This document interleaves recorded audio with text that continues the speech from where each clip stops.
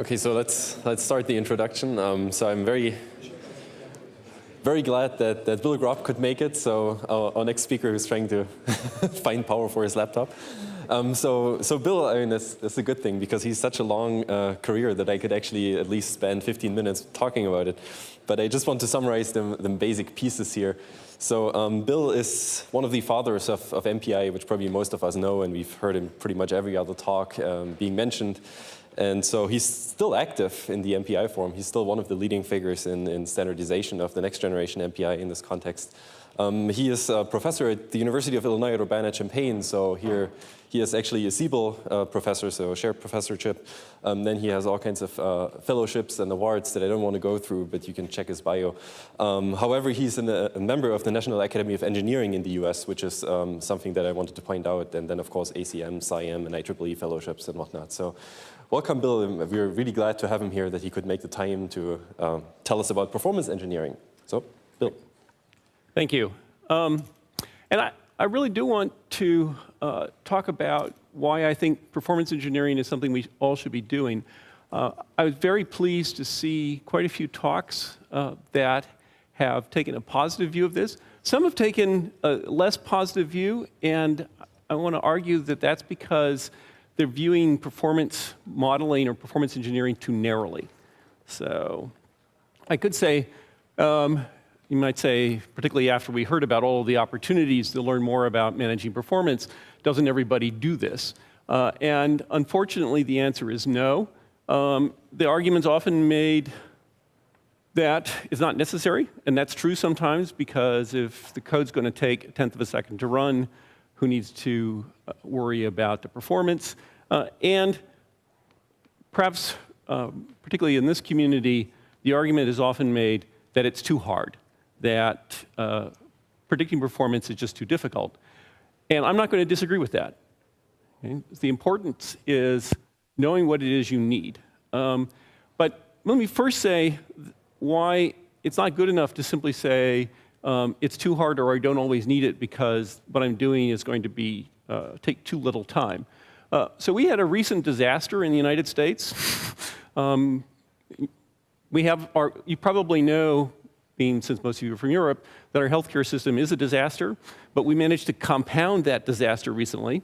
We set up a system under which citizens could get, let me just say, publicly supported healthcare. That's not exactly the right thing, but they had to go through a government website. And this thing was a complete catastrophe. People are still making jokes about it. And the cost was enormous, not just the monetary cost, but the political cost. In some sense, I could argue that the political cost may be more damaging to the country. And there's been some analysis, and I will say that I have no personal experience analyzing the code, so I can only talk about what I've seen from the outside. What I've seen from the outside is very disturbing. So one analysis, for example, pointed out that in order to just load the first page that you had to go through, it had to go out and get 55 separate JavaScript files and 11 separate cascading style sheets. So for the kind of web pages we need, that's really not so bad. But if you have 1 million people trying to load that all at the same time, it could be a problem. Now, if you adequately resourced, if you understood the performance implications of those choices, or if you had even done a fairly routine analysis of what it might entail, so not even a performance prediction, just a expected case outcome, you would have done something differently. And what you would have done would have eventually led to the sort of things that they ended up having to do, which was a 4x increase in the hardware for the database, 3x increase in the servers, lots of work on the way the thing was programmed, and they forgot apparently to look at the firewall to see if it could handle the amount of traffic. Okay?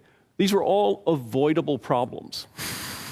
And one of the things that performance modeling is for is avoidable problems. We could be in a much better spot. There was a recent paper that looked at extending the way we think about correctness, formal correctness, to performance. And of course, this is also not new. If you're building a real-time system with hard real-time constraints, you know that that's part of correctness.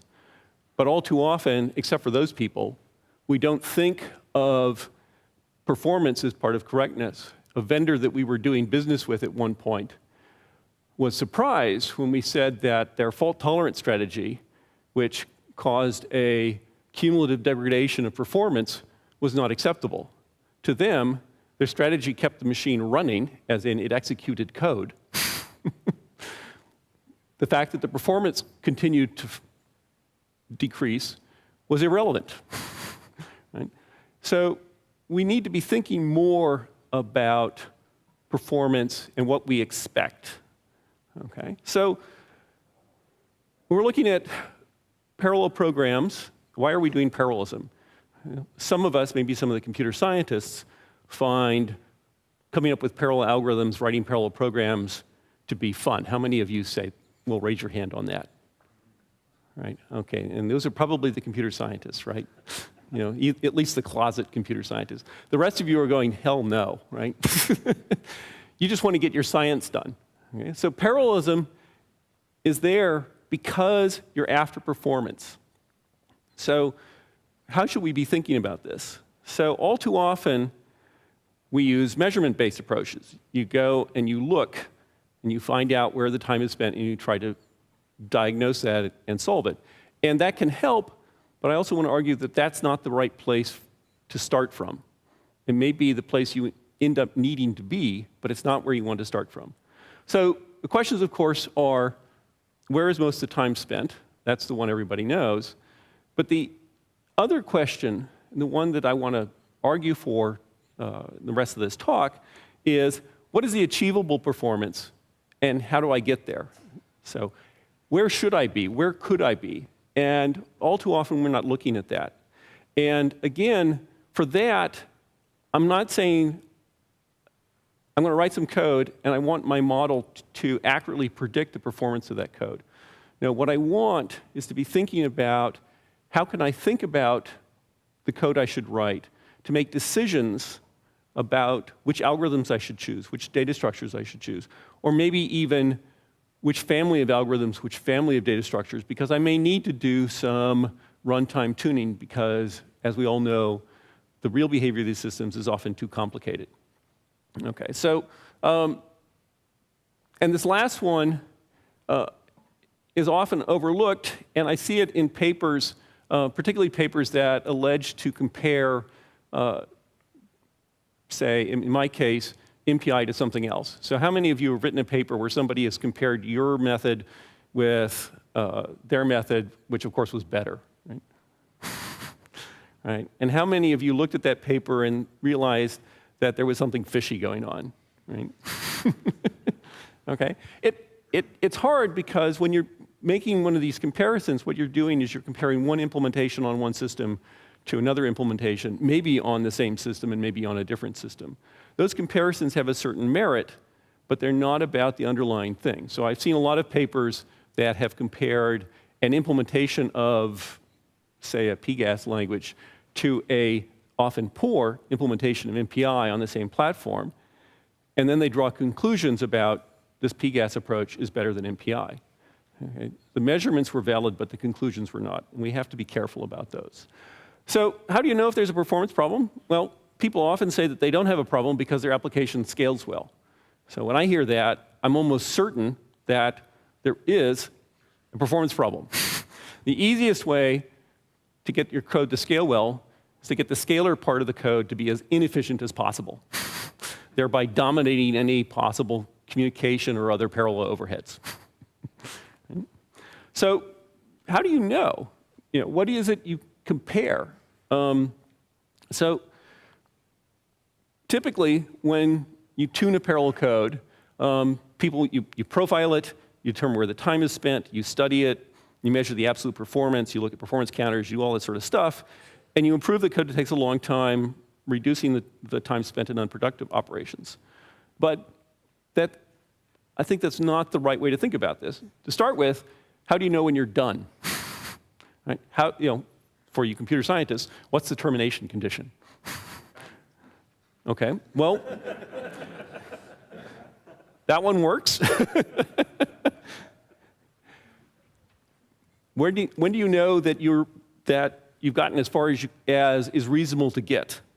Right? So not necessarily as far as you could get, but close. Where do you get to the point of diminishing returns? Right? Why is it hard to know this? Well, one of the things is that systems are getting increasingly complicated, and that's a fact of life. So the end of Dennard scaling, the fact that Moore's law in the strict interpretation of the law ended quite some time ago, because it was cast in terms of decreasing feature size at fixed cost. Fixed cost is a real killer there. Those things, the stagnation and latency, have meant that a lot of the performance enhancements we're continuing to get come from various sorts of specializations and other trade-offs. So the machine that we have is a very big machine. It's a mess in many ways. It has 2 different types of nodes. The nodes have complex processors. The simple nodes have complex processors to the point where I was happy to see that you've made the same choice that we ended up, which is we charge for node hours because we don't even know how to count the cores on these nodes. And the nodes with the GPUs, it's even harder to figure out what it is you want to count there. It has a very complex and large I/O system. All of these things make it hard to really understand in detail the performance early on. So why performance modeling? Well, the important thing here is to make sure that you understand what it is you're after. So the kind of performance modeling I'm going to be talking about is not making precise predictions. It's to get some insight into whether the code is performing as well as you think it should, and if not, maybe what to do about it. And so I don't need to get an accurate prediction. I need it as decision support. Okay? And so I can use this, for example, to estimate the baseline performance, to estimate the potential benefit of a non-trivial change to the code, and I'll give an example of that a little later, and to identify the critical resource in the code. Okay. So there are several parts of this as well. So one of the first is an analysis based on the code itself. The second, and in many ways I think a more important one, is an expression that's based on the application's algorithm and data structures. In fact, there was a talk yesterday that really illustrated this very well. It was talking about the potential optimizations in stencil codes. And you can look at a stencil code and you can say, okay, how many things need to be loaded? Well, I can count them. I've got this point and this point and this point and this point and this point and this point. So say for a 5-point stencil, you say, well, I've got to load all 5 of those things. And if you look at the code and you studied the code, you did an analysis to find out how many loads it did, that's probably what you would get. But in fact, if you're doing a sweep over the stencil, you need to load each value once. Because you've got this big block of data, and you're using it. Now, you're using each point on there in 5 different places, but you only have to load it once. Now, arranging the code so that you only issue one load instruction for each of those, I didn't say it was easy, but mathematically, that's all that's required. Okay, so as you start looking at where the potentials are, where the opportunities are, you need a representation of what's going on that reflects the math, not necessarily the way it's expressed as a loop. Okay. I do want to mention again, the series of measurements from benchmarks, that's not a performance model. So having code tell me you ran this loop and it used this many loads, that gives me useful information, but it's not a performance model. It's performance data. And this modeling gives you the obvious advantage that you can start using it to extrapolate to other systems, but it also gives you a way to compare with what you observed and then discover if, for example, your compiler should be taking code and generating good code for it and is not. Or you wrote the code in such a way that you prevented the compiler from doing that because you didn't know some subtle quirk of the language, which is, in fact, more common. There's also sort of a mismatch in developer expectations in terms of how fast will some operations happen. You still get developers occasionally, particularly graduate students, who think of a divide as the same as a multiply. Okay, so what we do is look at these models. Simulation that provides very accurate precision often provides a little insight. So there are times, I will say, there are times when detailed simulation can provide you a tremendous amount of useful information. But for many applications, it's really not necessary. Traditional performance modeling that focuses on those accurate predictions is useful again, but is very labor intensive. And in many cases, I think that the extra value of those, that accurate prediction is low. Okay. So what we want it to be is something that is accurate enough for you to make decisions. That's all you need. It really needs to be binary. Is this going to be better or not? You know, of these two cases, is one dominant over the other? Right? I don't need to know if it's twice as good or 3 times as good. Twice is probably good enough. And that's why I want to call this performance engineering. Okay, so I give an example, and this example is quite old, including some of the data. I wanted to do that to show that it's actually pretty easy to do this, and that the information that we got out of it is, in fact, quite similar to what people are talking about today. So this is partly an argument that the approach is not just useful, but has been useful for a long time, and I think will continue to be useful. Okay, so we're going to have a simple model.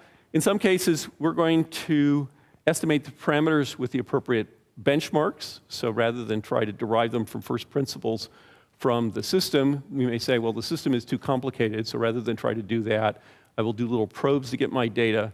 And I want to focus mostly on bounds on performance, again, not predictions. And so here's a simple example from sparse matrix multiply. So I'm going to look and count loads and stores, and in this case, operations.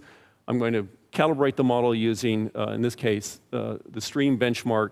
I will show an example where, based on looking at some of those things, we will adjust the algorithm and data structure and get an improvement. So here's the basic analysis. We're using the compressed sparse row format. You've got the simple loop. You've got these data structures. You can just count how much data you have to move. You've got a number of non-zeros times the size of a double and the size of an int.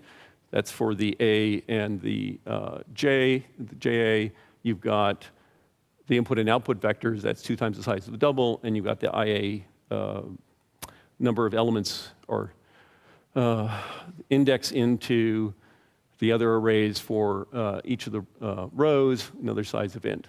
So if we assume the memory system is perfect, so that, because we only need each thing once, we only load it once, we can do an estimate, and the estimate tells us right off the bat that our maximum performance for this will typically be much lower than the floating point peak. Okay, this is all well known. We can also count the number of instructions, and sort of common implementation tricks can improve on this because these are really fundamental limits. So we use this in our Gordon Bell Prize paper from 1999. And the sort of data that we had was this.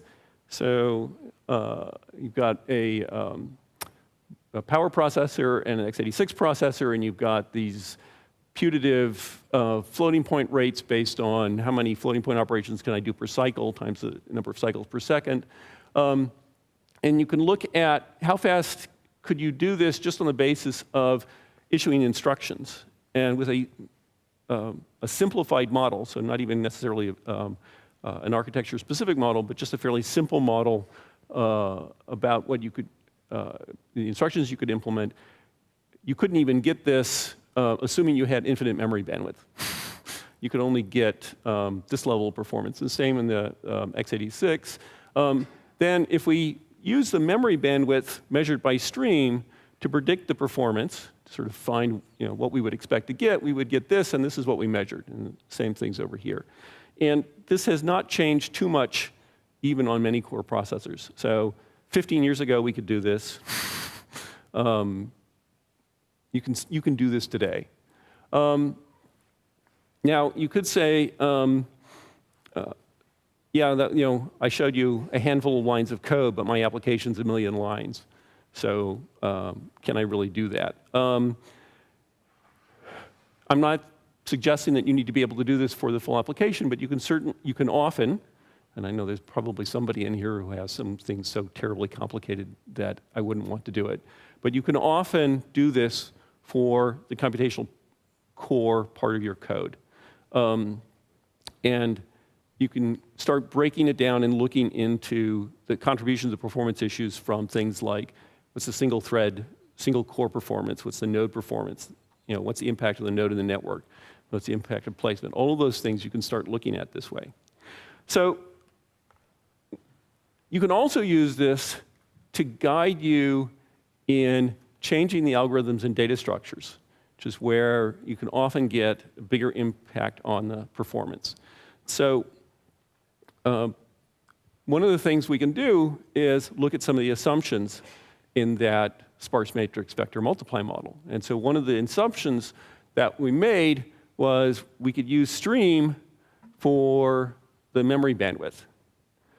Okay, now that's often a pretty good model, often matches what people see, but the hardware designers know that their memory bandwidth has been an issue, and they have attempted to design the hardware to help out with that, and they've done this in many cases by adding various ways to do prefetch. Now, prefetch is really, really tricky to use, but in some cases, we can restructure the algorithm and data structure so that the system sees memory reference patterns that it's been designed for. So rather than trying to take a complex sort of data structure and try to insert, for example, instructions, do things to try to program the hardware to do what it doesn't want to do, we can start thinking about how do we work with the hardware to get better performance. So here's an example. We took the compressed sparse row format, and my programmer, Dahai Guo, who was looking at this, realized that he could do a very interesting loop split and get a significant performance improvement just to begin with. And what that split was to do row I and row I plus n over 2 at the same time.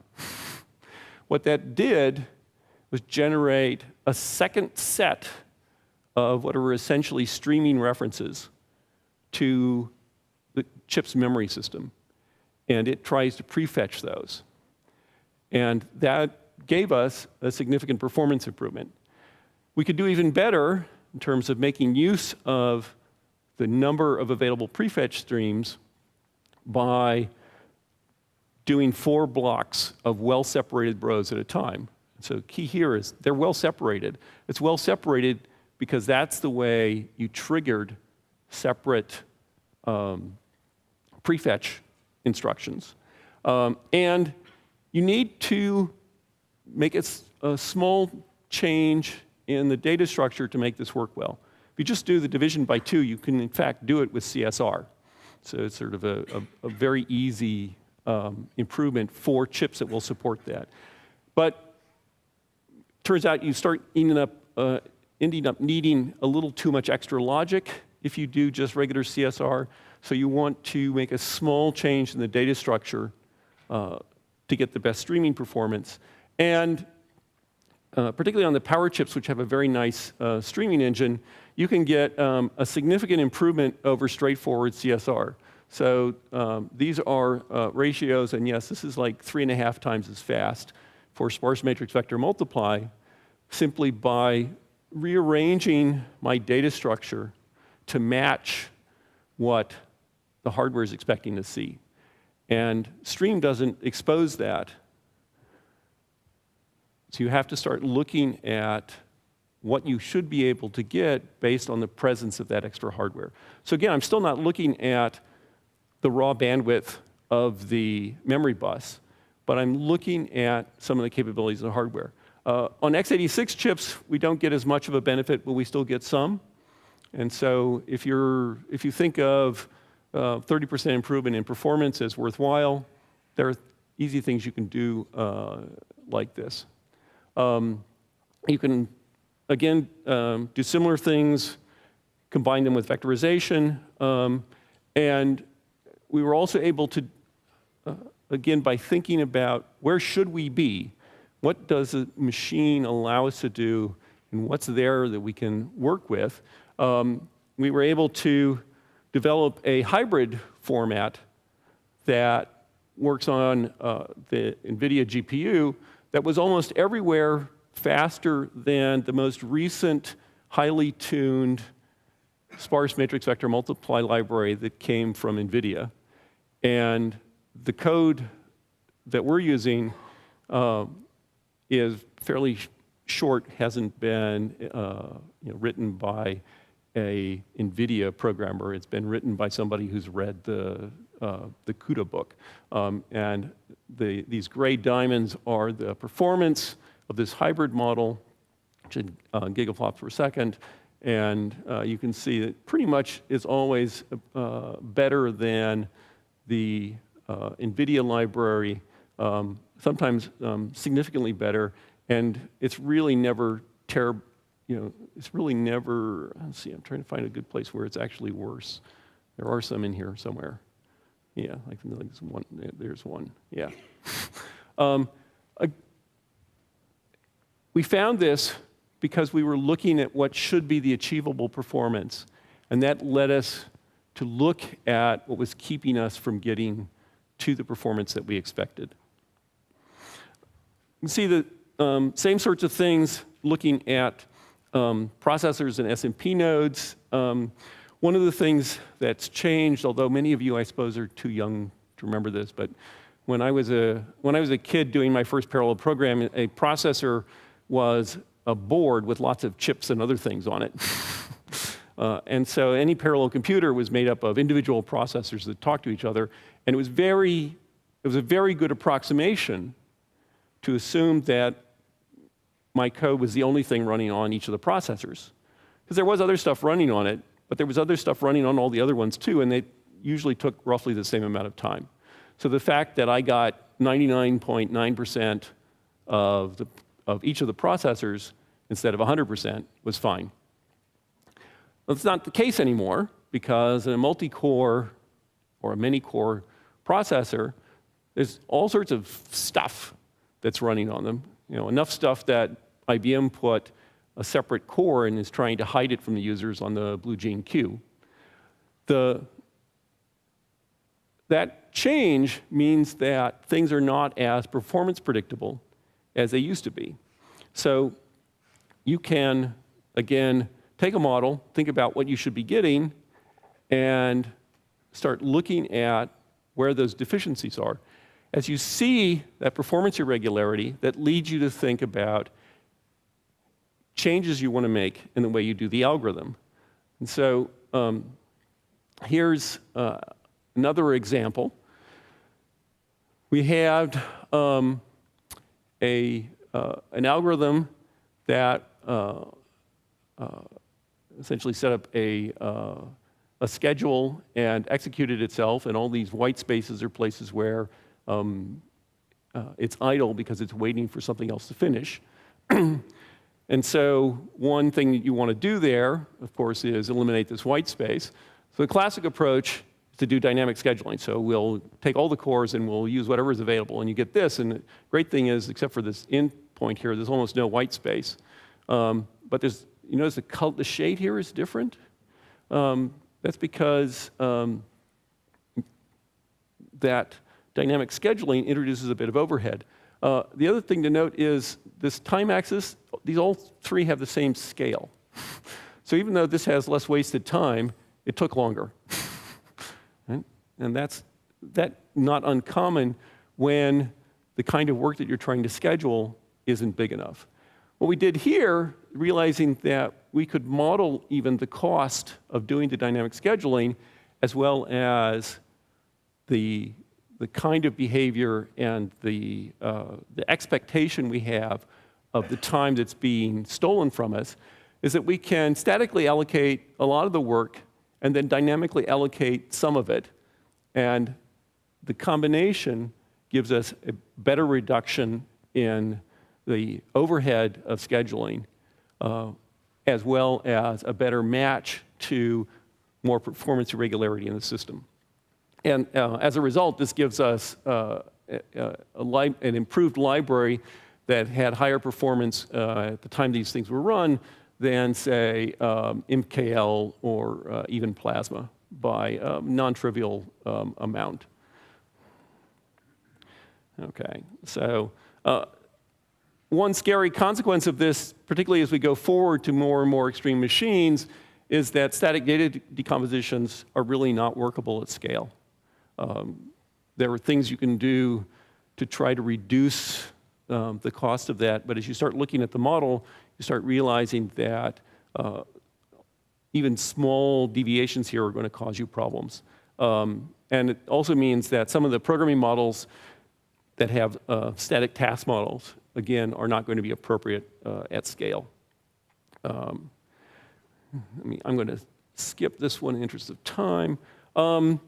So there are also these changing requirements for data decomposition. So there's a phrase about fooling, you can fool some of the people all the time and all the people some of the time, but you can't fool all the people all of the time. Well, that applies to cores. You own some of the cores all of the time and all of the cores some of the time, but you don't own all of the cores all of the time. And that, in fact, is even true on a blue gene queue, because much of the stuff that might run on one of your cores has, in fact, been pushed off to that 17th core, but not everything. Some of the communication library, for example, will spend some of its time on your cores.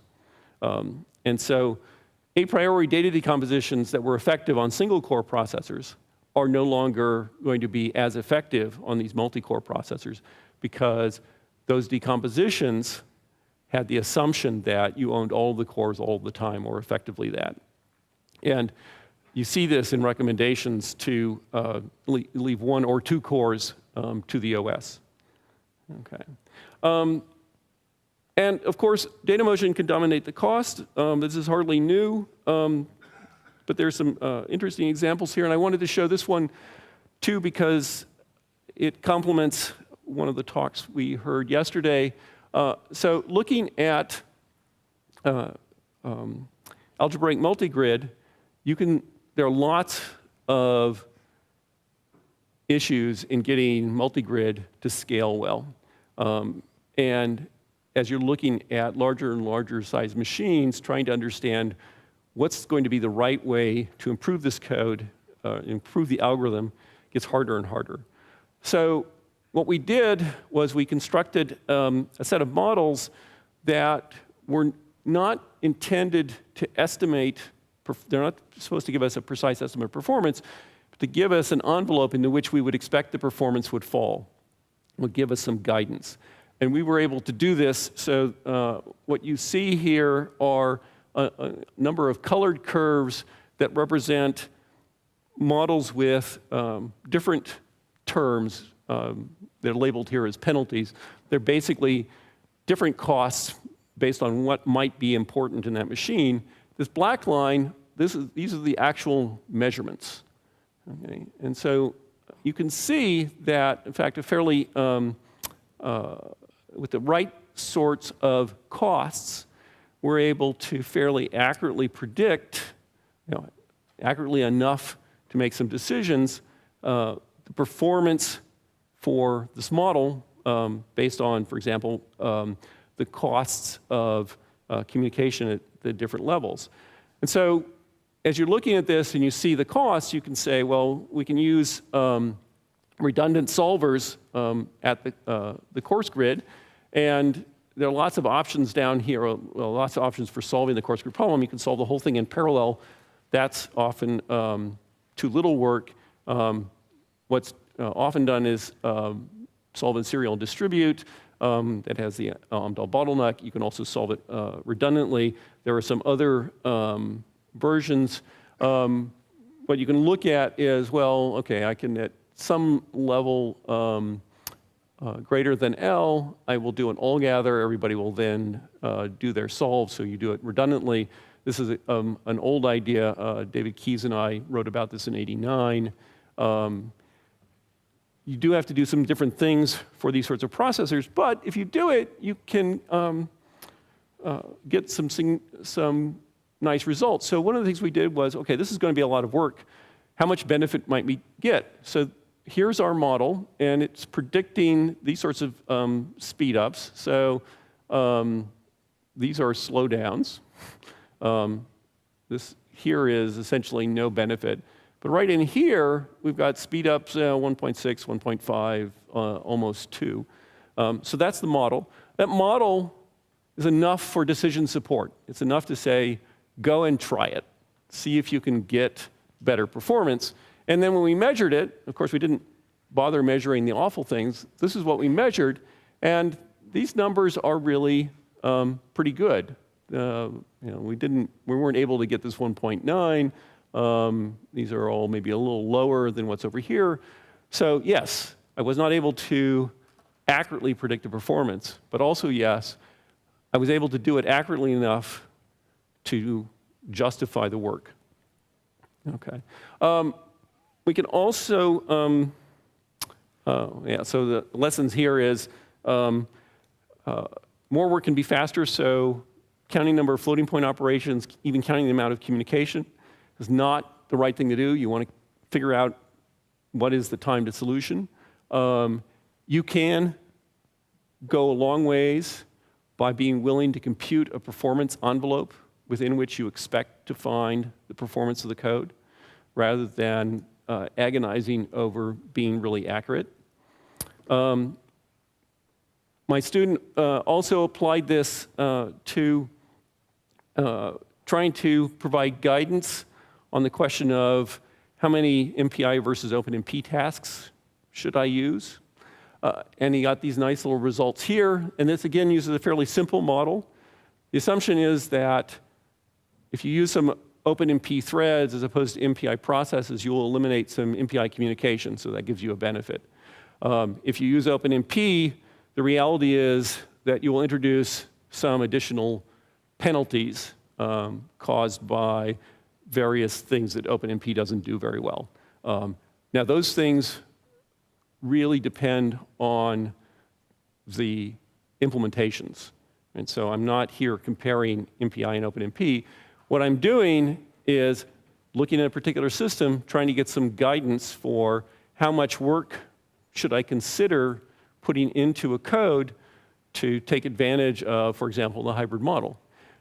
Now, on this processor, you can see that there's this huge zone here where if I have 8 OpenMP threads,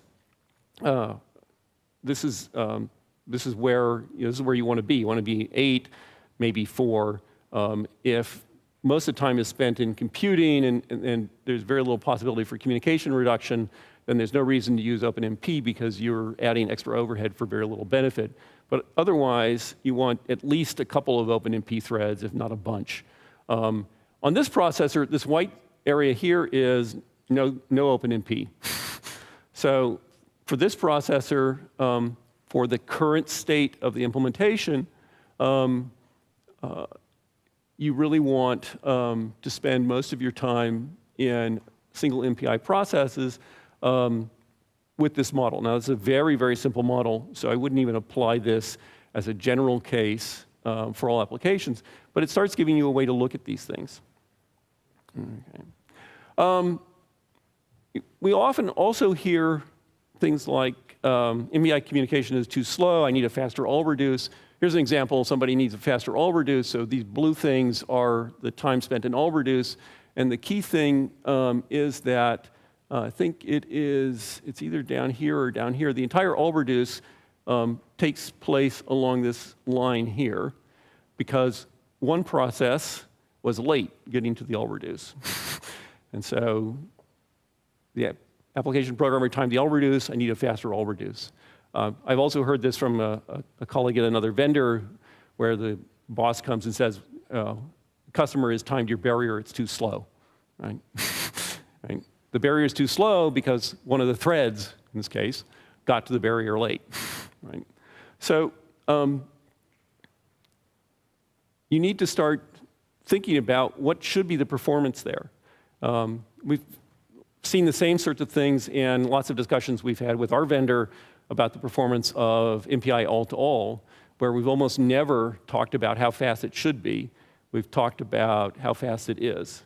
And that's really the wrong way to look at the problem. We can look at a halo exchange, and I did some measurements here. These were old measurements. These were newer measurements. The numbers are bandwidths, so larger numbers are good. And the key thing here was that you do a halo exchange, you get these numbers, they look good. Do a halo exchange and get these numbers, oh, this is not really too bad. Then what we did was, well, what should it be? How would I figure out what it should be? What is a reasonable way to measure something?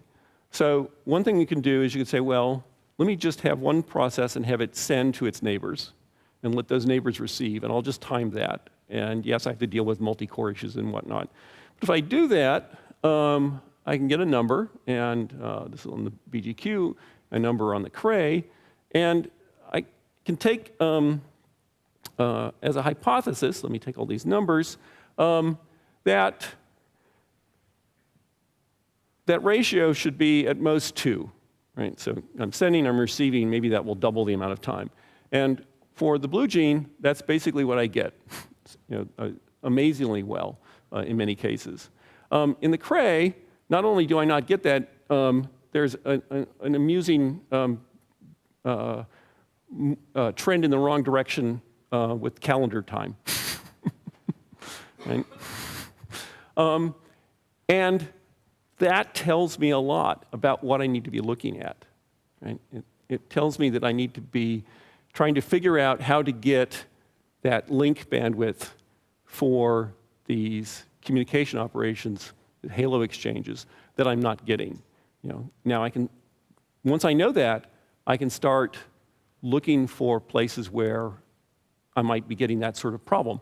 One is network contention, but there are other ones. There are things that can happen depending on how you organize internally the communication that can cause things to block. So you can start looking at that and start working with the vendor to start improving that.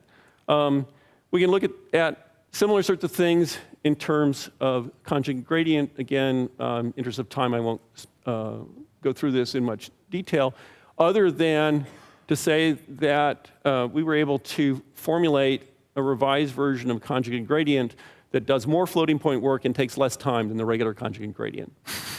And it does that because of a very simple model of memory accesses suggested that the reorganization would reduce the amount of memory motion I needed. And in fact, that's what we've been able to measure. Okay, so in summary, isn't this just a collection of tricks? In some sense, yes, but in a very important way, no, because the key thing here is to have a quantitative approach that is based on trying to answer a decision question, right? Not to produce a graph that has really tight correspondence with the measured time, but rather answers the question of, do I need to do something here? Or do I want to pick A or B, or are both of them probably going to be about the same? Okay? It won't answer all questions. There are some performance artifacts that it will definitely miss, but then you can find those because you'll be surprised. Why did I not get the kind of performance I expected? Having an expectation is really important. And that's one of the things that we rarely see, unfortunately, in the applications we have running on our system, is an expectation of how fast the code should work based on a priori analysis.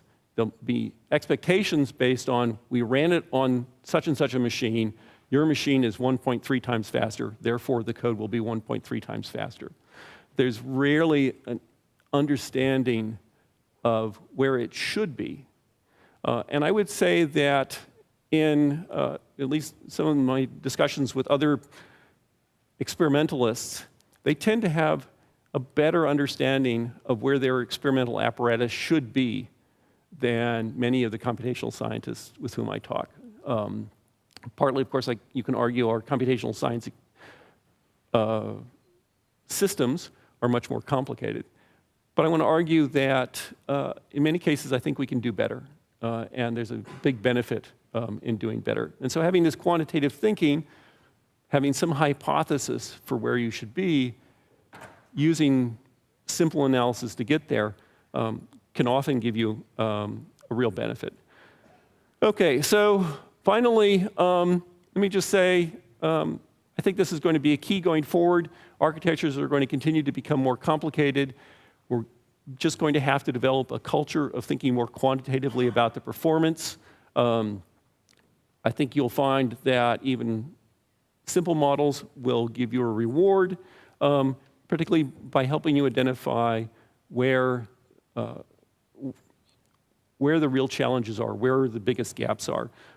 And it's going to be the only way that we'll have going forward to evaluate the new architectures, but also the new algorithms that we're going to need for the sorts of systems that we'll see in the future. Okay, and with that, let me thank my friends, colleagues, and students who've worked on this, and I can take some questions. Thank you very much.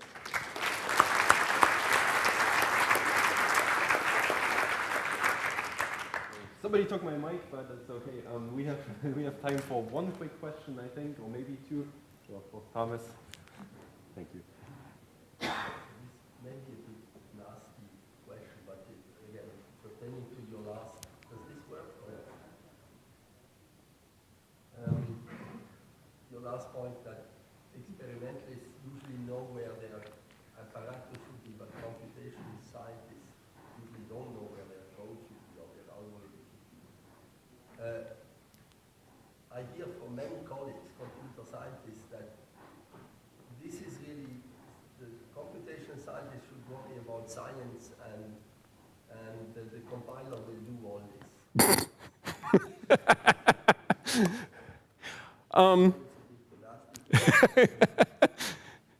But that's what your trade is saying. So what I'm saying is that there's another phrase of don't let the best be the enemy of the good. That if you really want the sort of accurate, deep understanding, that requires a real expert. And I would not expect a computational scientist to spend the time to have that level of detailed understanding of the performance. What I hope to show here was that very simple models, just a few parameters, ones that included a little bit about memory motion, a little bit about instruction, just the number of instructions you have, and it doesn't even have to match the architecture. Just I got to do a load, I got to do an add here, I got to do this. Fairly simple things put you in the right ballpark. So I think what I'm arguing is that almost any experimentalist would be able to give you a back-of-the-envelope estimate of where their thing should be. I think every computational scientist should be able to do the comparable back-of-the-envelope level estimate. I would never expect them to do better. At the same time, these systems have become so complicated, I think it's silly to expect a entirely automatic solution from the compiler or the system software. I guess that, I mean, follow up, there's a message that you imply that I now understand that the experimentalists usually have a pretty good understanding of their apparatus. And even if they didn't build it themselves, it's usually built in a way that you do have an understanding. Yes. Qualitatively, what is going on. And I think that's probably the message to when we design, with this discussion about future programming models, that it's not about this thing that, is one abstraction for everything, but that the hardware should come with a certain number of features or tools that gives us, and that we have a chance of getting an understanding of what is going on. Yeah, if I may use the one dreaded term, what we need is a workable, abstract execution model. Again, not too complicated. One that reflects the important aspects of the hardware in a way that allows you to do a back-of-the-envelope estimate. And that's something that computational scientists should be demanding of the computer scientists. Okay, thank you very much. We have to move on to the next talk, so please, all the other questions offline will be here for a while. Thank you.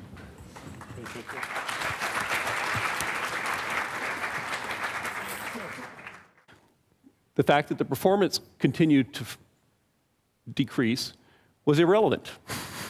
Right? So we need to be thinking more about performance and what we expect. Okay? So we're looking at parallel programs. Why are we doing parallelism? Some of us, maybe some of the computer scientists, find coming up with parallel algorithms, writing parallel programs to be fun. How many of you say, well, raise your hand on that? Right? Okay, and those are probably the computer scientists, right?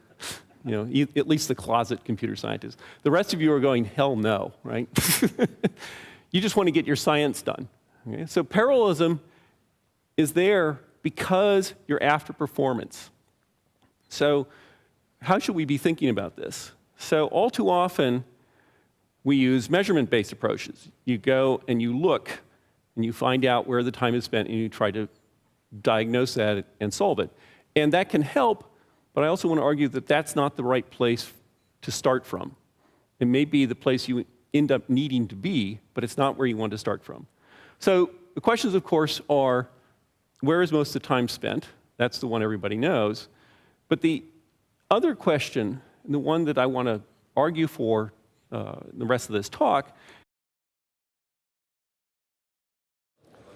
Okay, so let's start the introduction. So I'm very glad that Bill Gropp could make it. So our next speaker who's trying to find power for his laptop.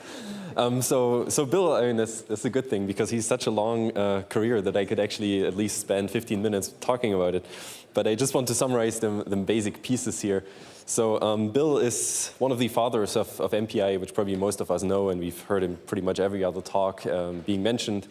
And so he's still active in the MPI forum. He's still one of the leading figures in standardization of the next generation MPI in this context. He is a professor at the University of Illinois at Urbana-Champaig. So here he is actually a Siebel professor, so a shared professorship. Then he has all kinds of fellowships and awards that I don't want to go through, but you can check his bio.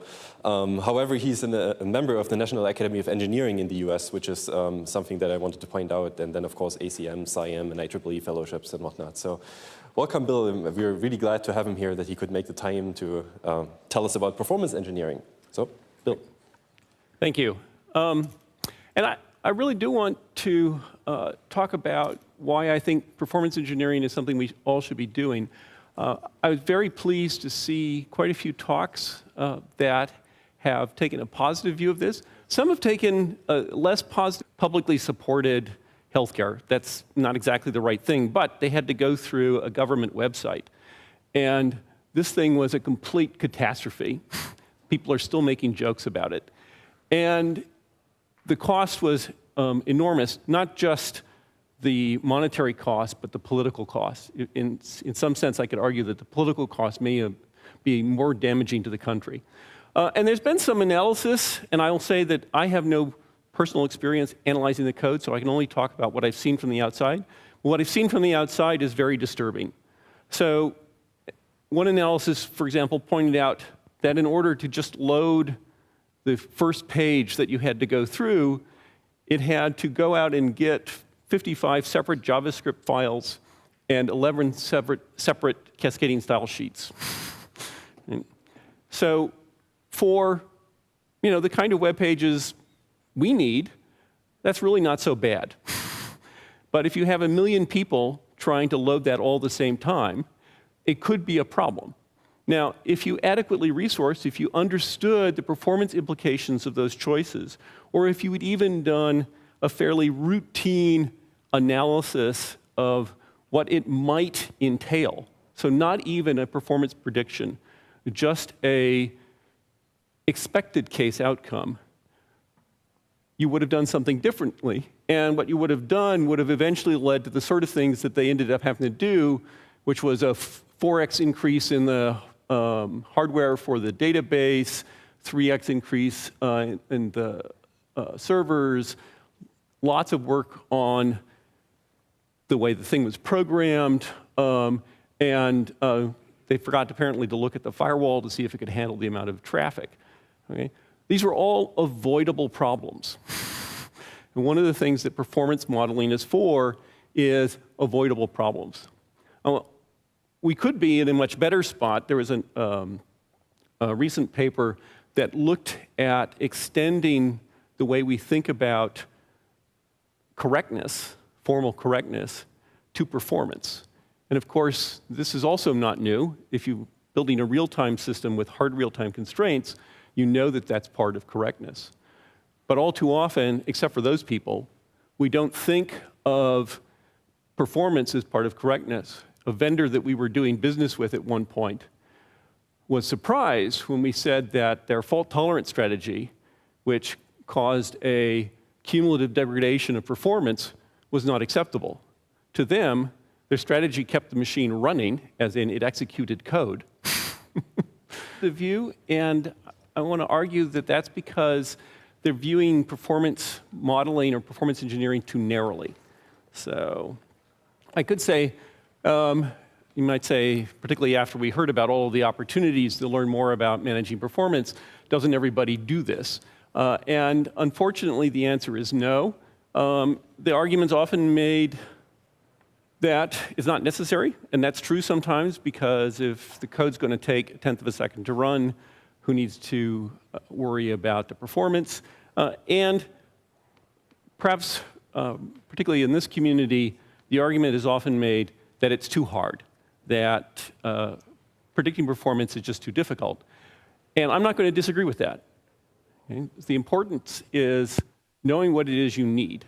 But let me first say why it's not good enough to simply say it's too hard or I don't always need it because what I'm doing is going to be take too little time.